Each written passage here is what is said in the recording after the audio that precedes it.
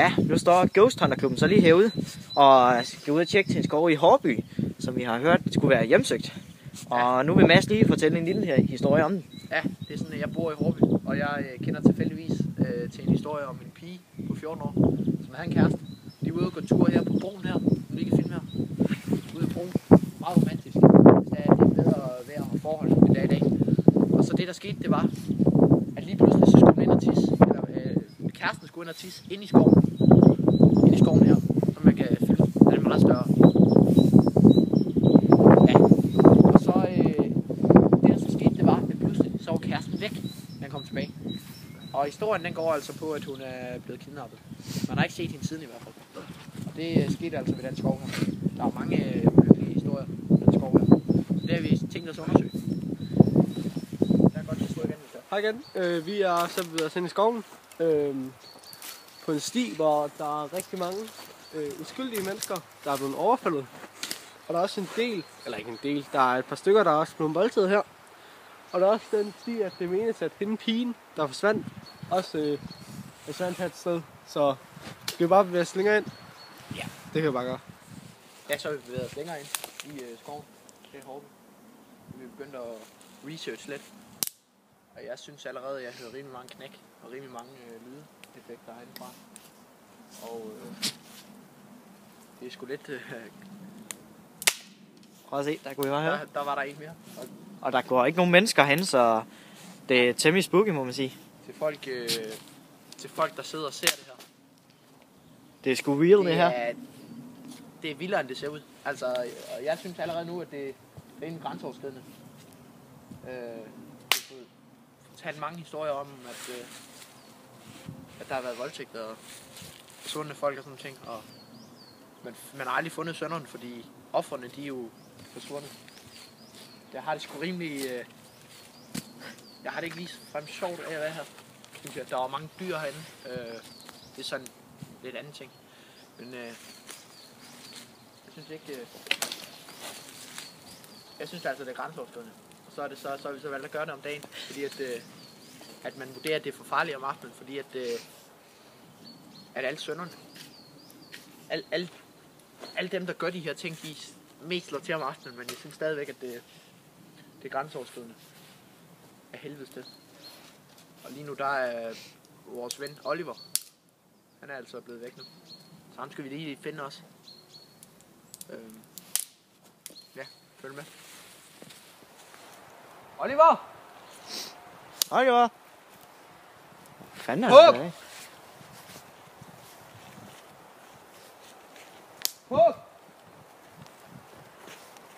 Han sagde, han skulle ud og tisse et eller andet sted.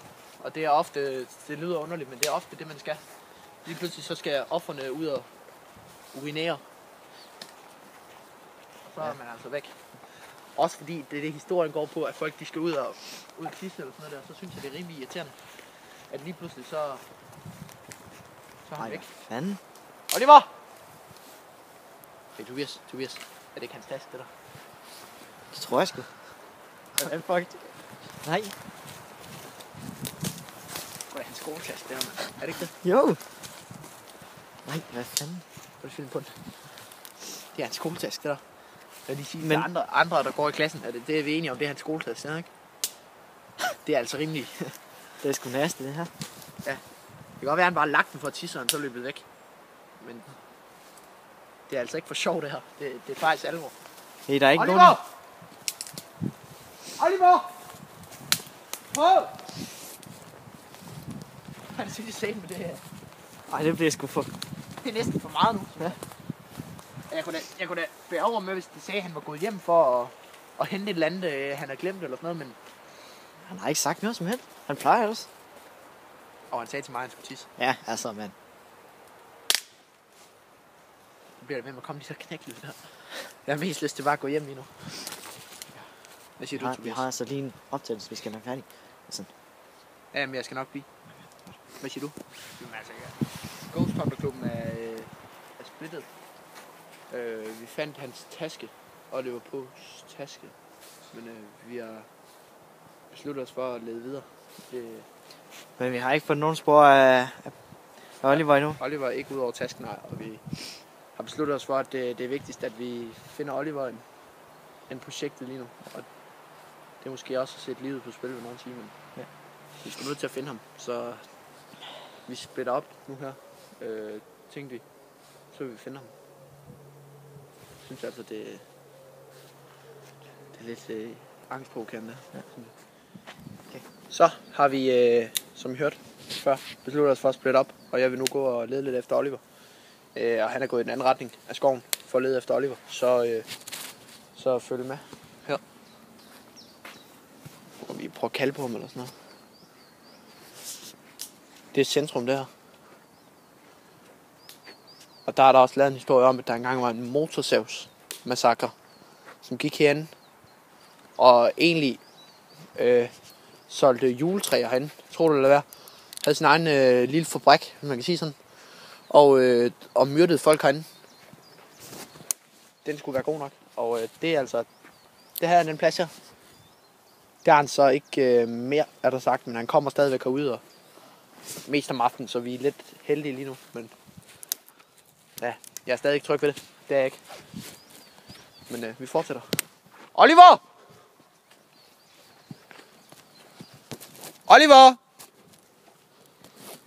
På!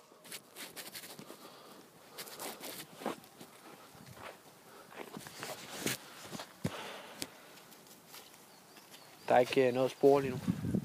Der går en sti hernede. Vi prøver at følge efter. Skal vi se her. Der går en sti her. Så der bliver stadigvæk ved med at knække grene, og der er også flagmus herinde og nogle forskellige dyrearter, som jeg sige. Vi går videre. På!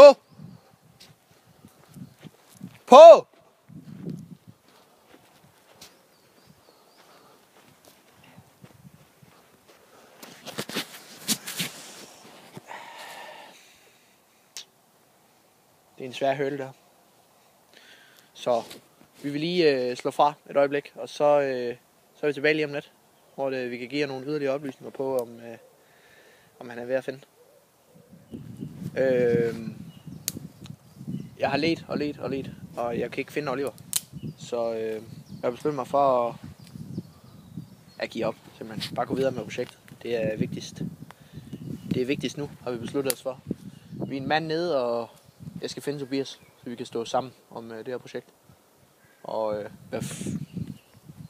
være bedst muligt fuldtallig, når vi er færdige. Så jeg vil lige finde Tobias, og så er det, der er status nu. Oliver, han er for svær at finde.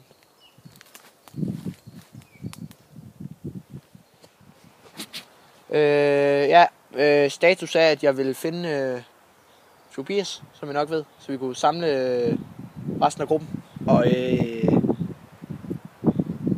og få kigget på det projekt her, få undersøgt noget omkring den skov her, og komme videre med det. Men jeg kan ikke finde Tobias, og det synes jeg er træls. Det var i forvejen en mand nede, og det kan vi leve med. Det var Oliver. Ham kan vi undvære, men Tobias er en mere central del af det her, og mig selv, som er fra Hårby. Jeg håber selvfølgelig ikke, at jeg selv forsvinder. Jeg synes, det er underligt, at der forsvinder så mange af den gruppe her. Men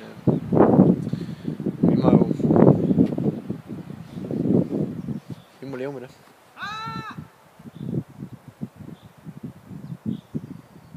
Jeg synes, jeg hører et eller andet hele tiden. Og jeg tror, det er den retning her. Tobias! Tobias!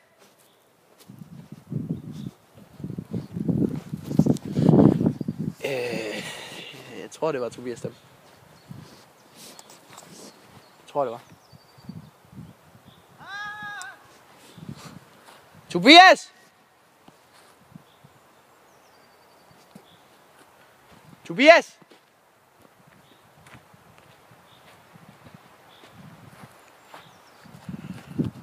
Tobias!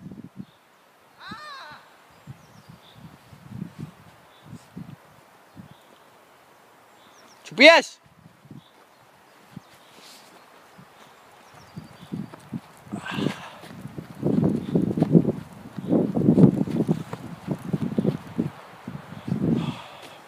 Tobias! Jeg er næsten stensikker på, at det var Tobias' skrig der.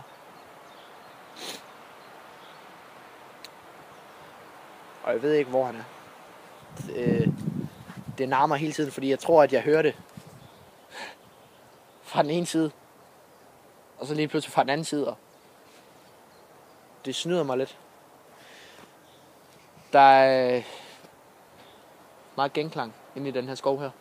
Så jeg kan ikke rigtig fornemme, hvor det er henad. Så det er ligesom at finde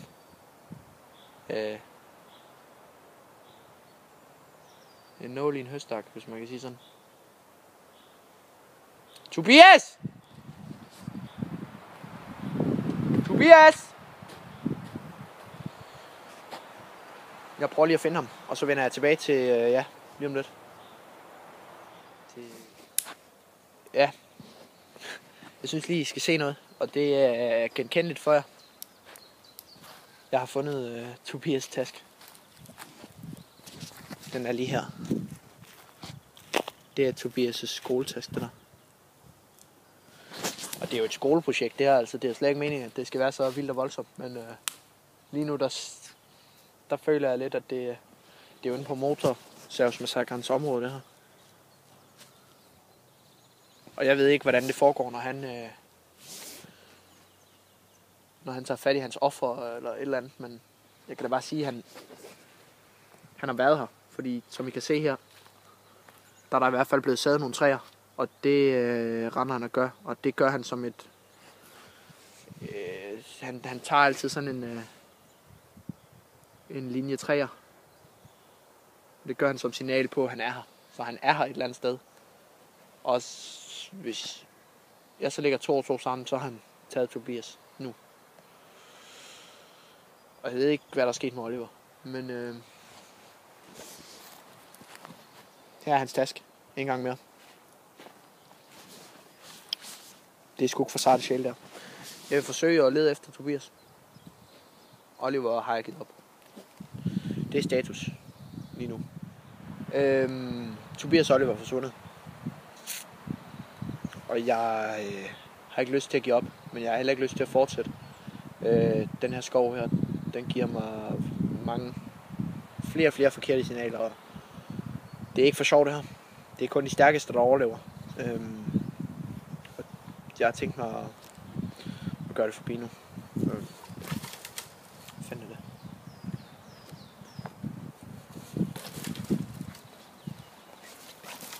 Fuck, man!